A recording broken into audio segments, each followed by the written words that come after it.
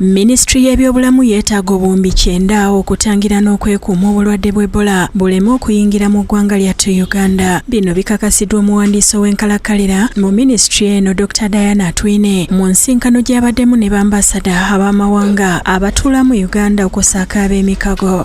So twagala essente, twagala accountability, mutual accountability. Twagala transparency. Atubuulire bw'oli agamba ndeese miliyoni 10. Okay, ogenda ziwaani anagenda okukola omulimu guno.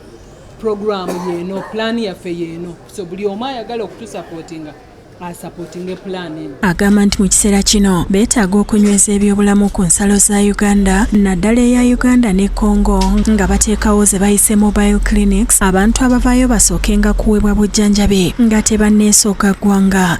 Tusobola n'okuteeka mobile hospital awo ku boda ababa tubasanze awo nga balwadde ne tubajjanjabira awo ne balema okusinikinga mu ggwanga kubanga bangi nnyo bajja mu ggwanga lyaffe nga banoonya obujjanjabi.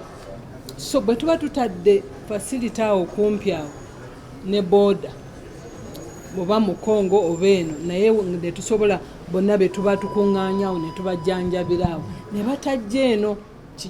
Atwine ayambalidde ne bannamikago abategeeza bannamawulire nga bwe bawaddeyo ssente ez'okulwanyisa Ebola mu kifo ky'okubatuukirira bo bennyini abali mu kintu kino ky'agambye nti kikyamu. Agamba nti tebaagala kubawa nsimbi za mu ngalo wabula okubazimbira wamu n'okubagulira ebyetaagisa mu kutangira obulwadde buno nga bwalambulula. Bwe ba deployinga ebintu bye tukozesa ne batuwa ebintu bye tukozesa, that is the support gye twagala.